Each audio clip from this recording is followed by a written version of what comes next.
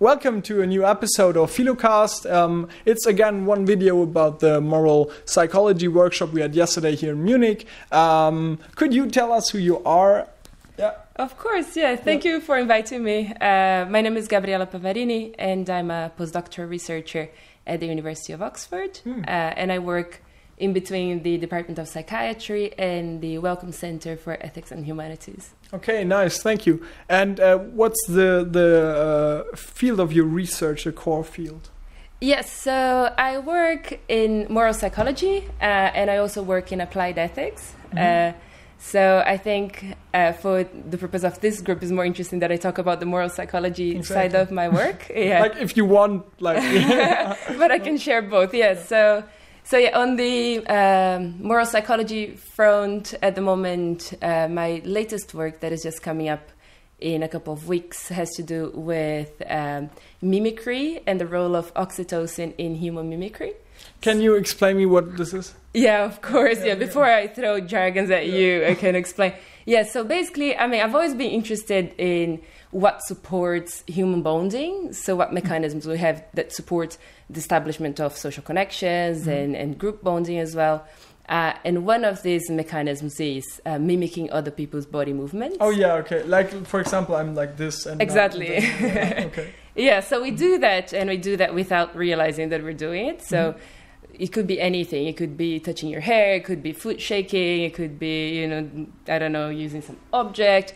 We normally do that without realizing that we're mimicking other people. But it has a social function, so that's the interesting part. Yeah. So whoever is mimicking and whoever is being mimicked, they feel close to the other person. And they feel like there is a subjective connection that goes beyond this sort of just body similarity between the two people. So I've always really enjoyed studying that. And then we got interested in what would be the sort of hormonal mechanisms that would support mimicry. And especially emotional mimicry, which is a very special type of mimicry, because obviously there is a lot more meaning in a facial expression rather than, foot shake.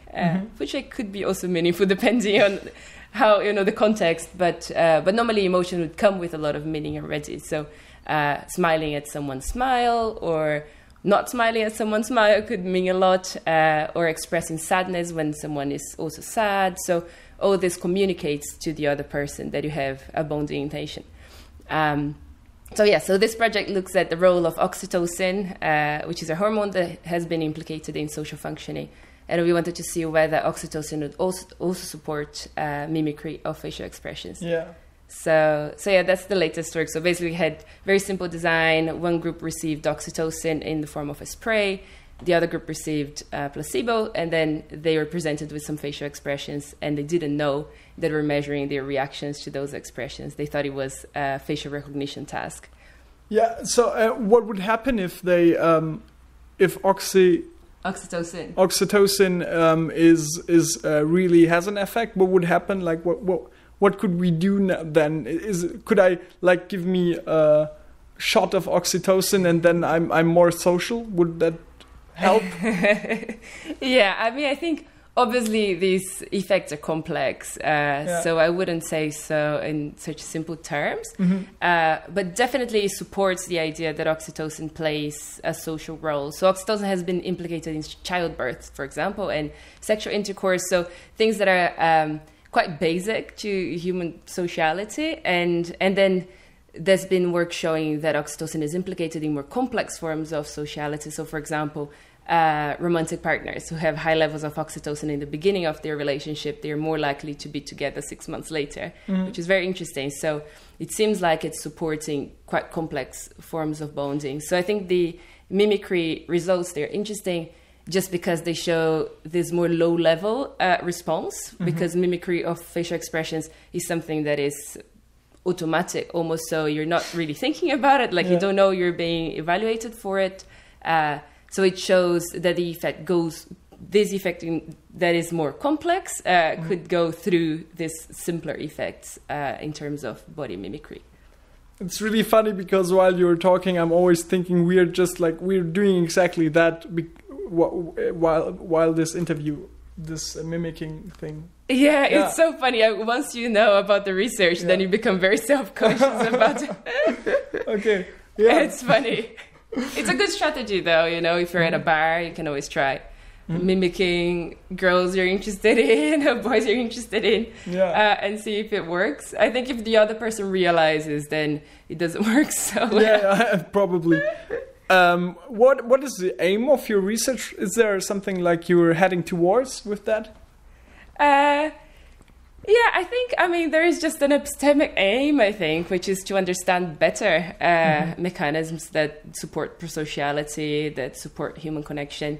And, well, I think, I mean, once we understand those mechanisms, obviously we can help people who may struggle with this, these types of activities. So obviously it could be used for a greater good, but I think, my motivation for getting into this field was more out of curiosity, really.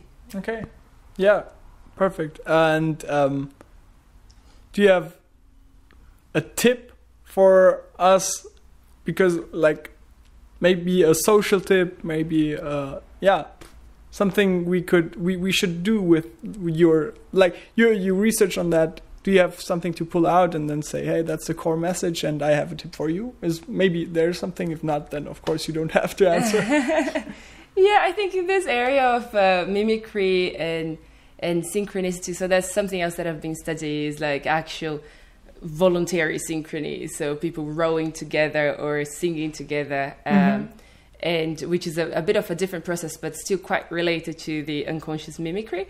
And we find that those are very powerful ways of bringing people together. Yeah. So I think, I mean, as a tip, I suppose if you are a teacher or if you're someone who works with groups of people, that could be a very powerful way of getting people to work together as a team. Could also be used for all kinds of negative purposes as well. Yeah. So I think just being aware of those effects, of the fact that, you know, synchronizing with someone else, just synchronizing your body movements could actually make you feel a closer connection and cooperate more, but could also make you more obedient and perhaps in ways that you may not want to be. So I think that would be my tip, I suppose, to be aware of those mechanisms and then to think about how we can use them in practice. Yeah. Okay. Thank you very much. Thank you. Thank you very much. Yeah. Until our next episode in Philocast, the other videos for moral psychology workshop we had yesterday are in the description. Have a look and subscribe if you liked it. Bye.